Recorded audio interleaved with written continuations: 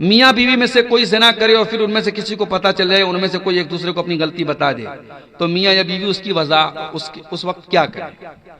دیکھیے شریعت میں ایسے موقع پر اگر شوہر بیوی کے اوپر شک کر رہا ہے یا اس نے زنا کرتے ہوئے دیکھا ہے مان لیجیے، یا بیوی مان لیجیے اقرار ہی کر لیا کہ میں نے زنا کیا ہے، لیکن اسلام میں کسی کے صرف اقرار کر لینے سے تو مسئلہ حل ہوتا نہیں ہے، یا کسی پر الزام لگا دینے سے مسئلہ نہیں حل ہوتا ہے۔ اسلام میں زنا ایک بہت بڑا کرائم ہے اور اس کے لیے 4 گواہ کی ضرورت ہے۔ تو اسلام میں ایک طریقہ بتایا گیا لعان کا۔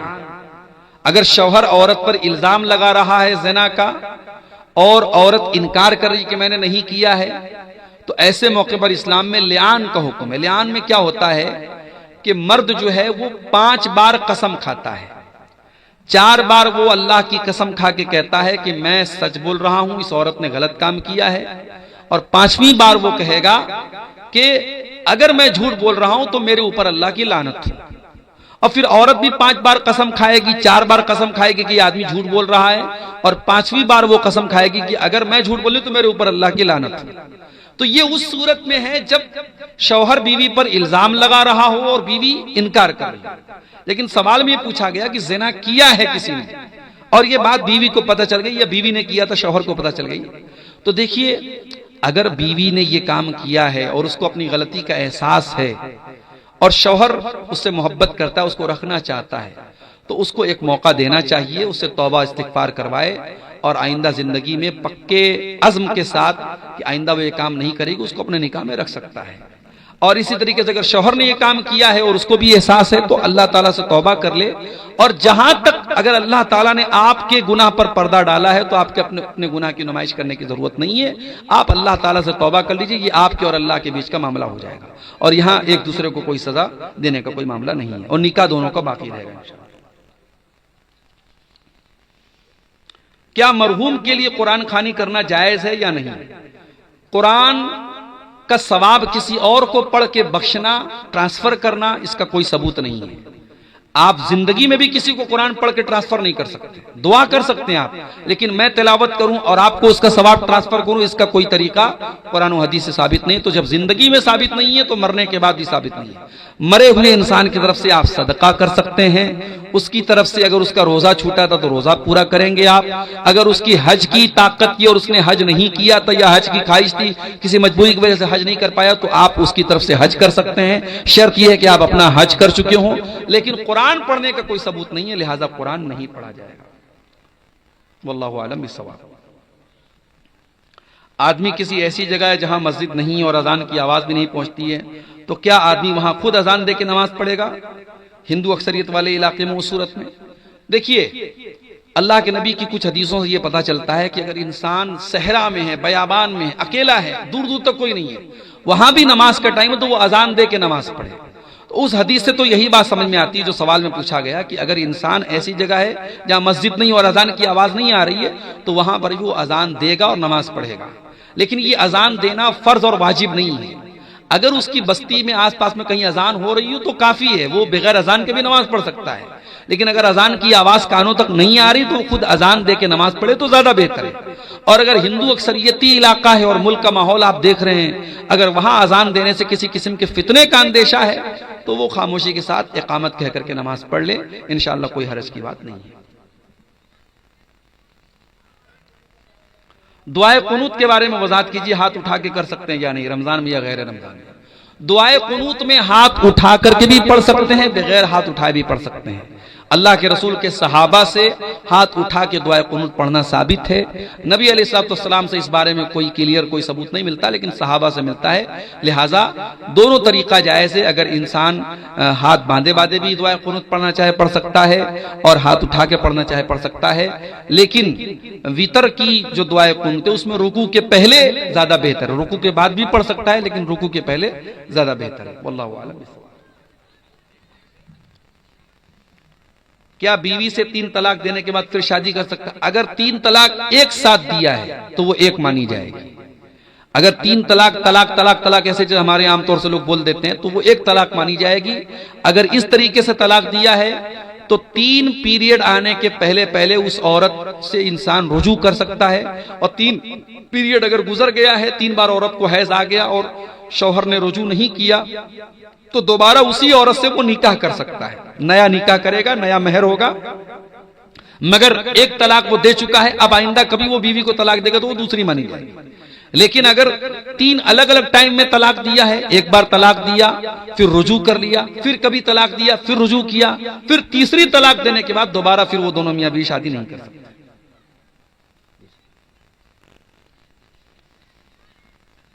غیر مسلم کے لیے بھلائی کی دعا کر سکتے ہیں، کر سکتے ہیں، غیر مسلم کی بھلائی کے لیے دعا کر سکتے ہیں، ہدایت کے لیے بھی دعا کر سکتے ہیں، ہے نا۔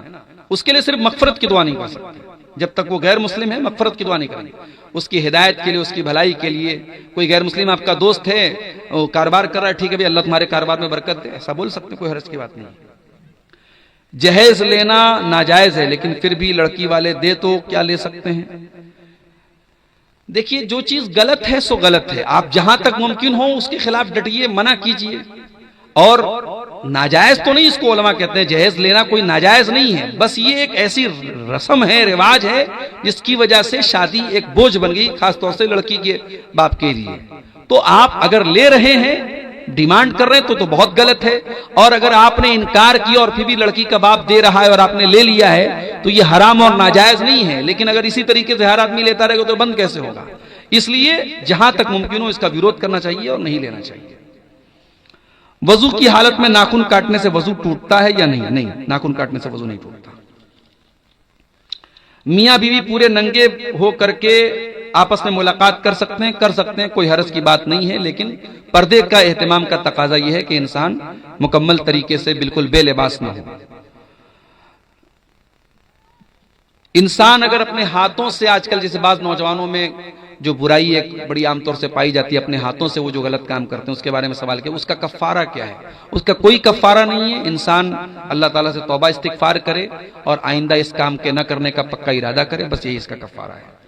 داڑھی کا سائز بنانا کیسا ہے؟ جیسے داڑھی کا چھیلنا غلط اور حرام ہے، داڑھی کا سائز بنانا بھی غلط ہے، دونوں برابر نہیں ہیں۔ جو ایک دم داڑھی نہیں رکھتا وہ زیادہ بڑا گناہ کر رہا ہے، لیکن جو داڑھی کو یعنی سیٹنگ کر رہا ہے اور چھوٹی کر رہا ہے تو وہ بھی غلط کر رہا ہے۔ اللہ کے نبی سے داڑھی کے سلسلے میں جو حدیث ملتی ہے کہ داڑھی کو اس کے حال پہ چھوڑ دیا جائے۔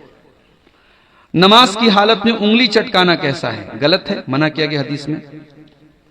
ایک رکعت والی وتر کی نماز میں سورہ فاتحہ کے بعد کتنی سورت پڑھنی چاہیے اور کون کون سی؟ سورہ فاتحہ کے بعد آپ کوئی بھی سورت پڑھ سکتے ہیں ایک رکعت والی وتر میں، بہتر ہے کہ آپ سورہ اخلاص پڑھ لیں، قل هو اللہ احد، جو اللہ کے نبی تیسری رکعت میں پڑھتے تھے، وہی ایک رکعت میں آپ وہی پڑھ لیجئے، اور آپ کو اختیار ہے، آپ چاہیں تو اس کے علاوہ بھی کوئی سورت پڑھ سکتے ہیں۔ وضو کرنے کے بعد شرمگاہ دیکھنے سے وضو ٹوٹتا ہے یا نہیں؟ شرمگاہ دیکھنے سے وضو نہیں ٹوٹتا ہے، شرمگاہ کو بغیر کپڑے کے ہاتھ لگانے سے وضو ٹوٹتا ہے۔ اگر ڈائریکٹلی کوئی شرمگاہ کو ہاتھ لگائے گا تو اس کا وضو ٹوٹ جائے گا۔ کیا فرض نماز کے بعد یا پہلے سنتیں نہیں پڑھنے سے گناہ ہوگا؟ گناہ تو نہیں ہوگا، فرض تو انسان کے اوپر جو فرض نمازیں وہی ہیں، لیکن سنتیں جو اللہ کے نبی پابندی سے پڑھتے، اس کو ہم سنت مؤکدہ کہتے ہیں، اگر یہ انسان اس کو لگاتار چھوڑے گا تو یہ اللہ کے رسول کی محبت کے خلاف ہے، آپ کی سنت پر عمل کے خلاف۔ اگر آپ کو نبی سے محبت ہے تو نبی کی سنتوں سے بھی محبت ہونی چاہیے، اور جن چیزوں کو اللہ کے نبی نے پابندی سے کیا ہے ان کو ہمیں پابندی سے کرنا چاہیے۔ اس لیے سنن رواتب جو ہیں، جو سنتیں جن کو ہم کہتے ہیں، ان کو نہیں چھوڑنا چاہیے۔ کیا قبرستان میں جا کے ماں باپ کے لیے دعا کرنا جائز ہے؟ بالکل جائز ہے، مگر کوئی دن مت متعین کیجئے، کوئی ٹائم مت فکس کیجئے، آپ کبھی بھی قبر پہ جا کے دعا کر سکتے ہیں، اور ہاں قبرستان جا کر کے دعا کرنا ضروری نہیں، آپ گھر میں بیٹھ کے بھی دعا کر سکتے ہیں، مسجد میں بیٹھ کے بھی دعا کر سکتے ہیں۔ کسی کے دماغ میں یہ نہ رہے کہ ہم قبرستان جائیں گے تبھی دعا ہوگی، لیکن کبھی کبھی قبرستان جانا چاہیے، جا سکتے ہیں۔ ولد الزنا یا بنت الزنا سے شادی کرنا جائز ہے یا نہیں؟ جائز ہے، اس بیچارے کی تو کوئی غلطی نہیں، اس کے ماں باپ اس کے گناہ کے ذمہ دار ہیں، اس کی کوئی غلطی نہیں۔ مدرسے میں جو صدقہ آتا ہے اس میں کس کا حق ہوتا ہے؟ ہاسٹل والے بچے کا ہوتا ہے یا جاگیر والے بچے کا ہوتا ہے؟ دیکھیے ہاسٹل یا جاگیر سے مطلب نہیں ہے، مدرسے میں جو صدقہ آتا ہے اگر وہ مدرسہ دینی تعلیم دے رہا ہے اور اس میں زیادہ تر غریب بچے پڑھ رہے ہیں تو وہ تمام لوگوں پر وہ پیسہ خرچ ہو سکتا ہے۔ ہاں اگر اس میں کچھ ایسے بچے ہیں جو مالدار گھر کے ہیں تو ان کو کھانے وغیرہ کا جو پیسہ ہے وہ دینا چاہیے. باقی مدرسے کی پڑھائی پر، بچوں کے تعلیم پہ جو پیسہ خرچ ہو رہا ہے تو صدقہ کا پیسہ خرچ ہو سکتا ہے، کوئی حرج کی بات نہیں ہے. زکوٰۃ کا پیسہ بھی اس پر خرچ ہو سکتا ہے، کیونکہ اللہ تعالیٰ نے زکوٰۃ کے جو مصارف بیان کیے ہیں اس میں ایک وفی سبیل اللہ بھی ہے. تو فی سبیل اللہ میں بہت سارے علماء کا یہ کہنا ہے کہ مدارس بھی آتے ہیں، دینی ادارے بھی آتے ہیں، کیونکہ یہاں پہ دین کی تبلیغ ہوتی ہے. تو دعوت و تبلیغ کے تعلق سے جتنی چیزیں ہیں وہ سب فی سبیل اللہ میں آتی ہیں، لہذا اس پہ صدقہ اور زکوٰۃ کی رقم خرچ کر سکتے ہیں. کیا اپنی کمائی سے اپنا عقیقہ دے سکتے ہیں؟ اگر ماں باپ نے کسی وجہ سے نہیں کیا تو آپ دے سکتے ہیں، کوئی حرج کی بات نہیں ہے. کیا بکرا کے بدلے میں کوئی بڑا جانور دے سکتے ہیں؟ کچھ علماء نے اجازت دی ہے بڑے جانور کی، لیکن کوئی مضبوط دلیل نہیں ہے اس کی. حدیثوں سے جو بات ثابت ہے وہ چھوٹے جانور کی ثابت ہے، لہذا بہتر اور اولیٰ یہی ہے کہ انسان چھوٹے جانور کا، بھیڑا ہو یا بکرا ہو، اسی کا عقیقہ دے. بڑے جانور کے عقیقہ کا کوئی مضبوط دلیل اس کی ملتی نہیں ہے. گاؤں میں فطرہ اکٹھا کر کے نماز ادا کرنے کے بعد تقسیم کرتے ہیں، کیا یہ صحیح ہے؟ قرآن و حدیث کی روشنی میں جواب دیں. بہتر یہ ہے کہ آپ اس کو نماز کے پہلے ہی تقسیم کر دیں، اس لیے کہ اللہ کے نبی نے بڑی سختی کے ساتھ کہا ہے کہ فطرہ جو ہے وہ ہمیں عید کی نماز کے پہلے پہلے نکالنا ہے، اور آپ اس کو جمع کر کے بعد میں تقسیم کرنا تو یہ مناسب بات نہیں ہے. اس کو جو بھی حقدار ہیں پہلے ہی وہاں دے دینا چاہیے، چاہے وہ استعمال بعد میں کرے لیکن دے دینا چاہیے اس کو پہلے ہی.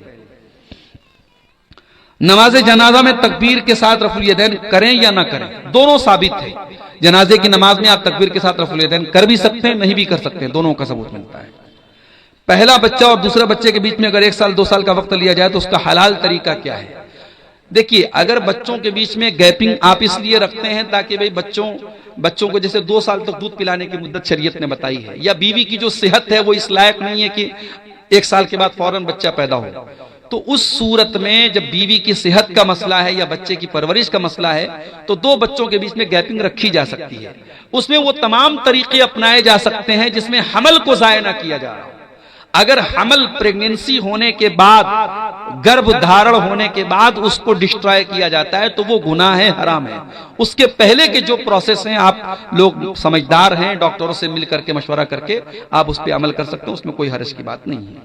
لیکن کوئی پرماننٹ طریقہ جیسے نسبندی ہوتی ہے پرماننٹ، وہ ہمیشہ کے لیے بچہ بند ہو جاتا ہے، تو وہ چیز کرانا جائز نہیں ہے. الا یہ کہ عورت بہت کریٹیکل سچویشن میں ہو، ڈاکٹروں نے کہہ دیا ہو کہ اب آگے اگر بچہ ہوگا تو اس کی جان کو خطرہ ہے، تو اس صورت میں آپریشن وغیرہ کرایا جا سکتا ہے. قبرستان میں جوتا پہن کر کے نماز کیا ہے؟ نماز یا مٹی دینے جانا کیسا ہے؟ جا سکتے ہیں.